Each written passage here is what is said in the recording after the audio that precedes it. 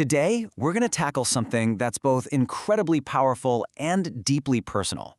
I'm talking about the collision that happens when faith, our deepest beliefs, runs headfirst into the world of politics.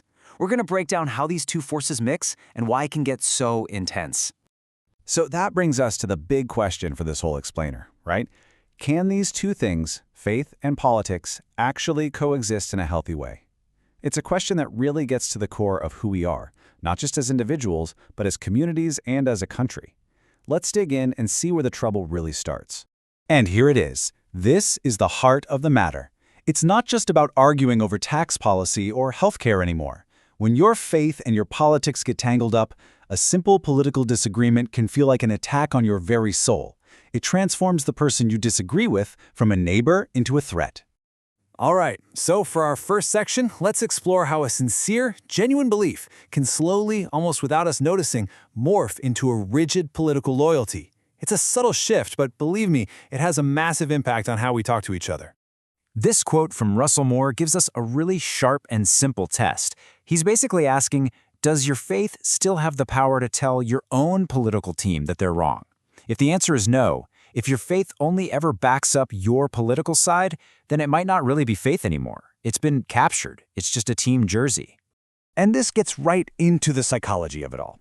The theologian Reinhold Niebuhr made this brilliant point that we don't just go after power. No, we're more clever than that. We baptize it. We dress it up in holy clothes. We tell ourselves that what's really just self-interest is actually a righteous cause. David French really takes this idea and runs with it. He warns that politics can start acting like a substitute church. And think about it. It checks all the boxes, right? It gives you a community to belong to, a clear set of enemies, a feeling of moral certainty, and a grand mission to fight for. It fills a void that, for many, used to be filled by faith. And that leads us to this absolutely chilling conclusion from Dietrich Bonhoeffer, who saw the worst of this up close in Nazi Germany. His point is that the exact moment you lose the ability to say no to your own side, you've given up your individual conscience. You're not a free person anymore. Okay, let's zoom in a bit and talk about public figures, the people with the microphones and the massive platforms. What happens when they start to wrestle with the consequences of what they've said? This is all about the heavy, heavy weight of public responsibility. Tucker Carlson really lays out the dilemma from a media point of view. It's a trap, in a way. If you spend years building a massive audience by telling them one thing, you can't just change your mind. To your audience, a change of heart doesn't look like growth. It looks like a flat-out betrayal. But here's the counter-argument from James Baldwin, and it is powerful. In the end, your intentions don't really matter. History doesn't care what you meant to do. It judges you on what your words actually did in the real world. The impact is what counts.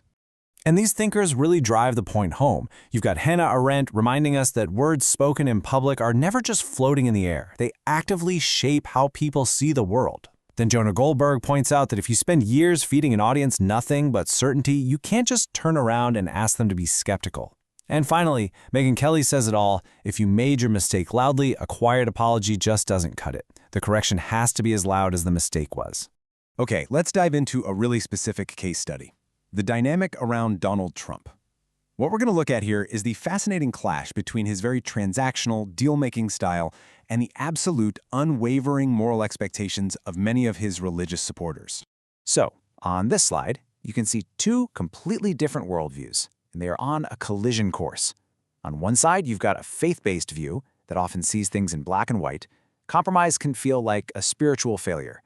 But on the other side, you have the world of business negotiation, where compromise isn't a weakness. It's a smart tool you use to get the best deal.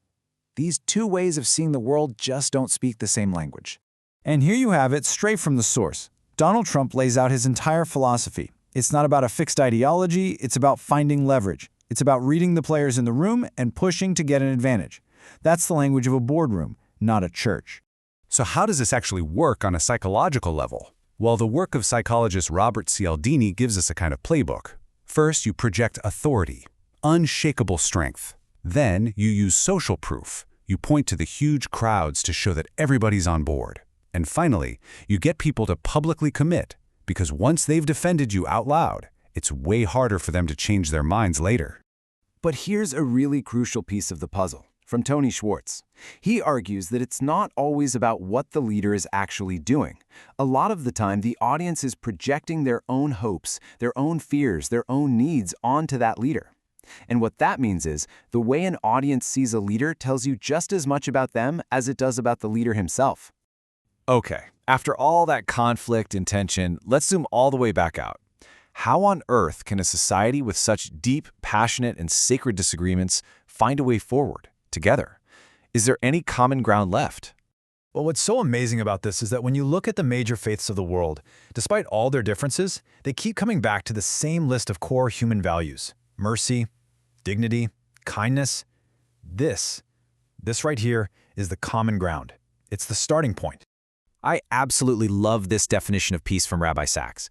He says, peace isn't some happy ending where we all finally agree. No, it's a discipline. It's the hard, day in, day out moral work of choosing to see the humanity in someone, even when you think they are profoundly wrong. It's a practice. And the Dalai Lama just brings it all back to the most basic truth there is.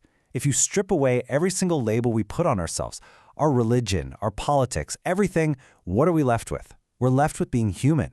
We all want to be happy, and none of us wants to suffer. That's the bedrock we're all standing on. This quote from Pope Francis is really a call to action. He's saying that talking about love in the abstract is easy, but when you make it concrete, when you actually serve someone, listen to them, help them, something amazing happens. The enemy stops being a scary idea and starts looking like a real person, a neighbor who's hurting. So what's the big takeaway from all of this? The sources we've looked at argue that the answer isn't for everyone to just water down their beliefs and pretend to agree.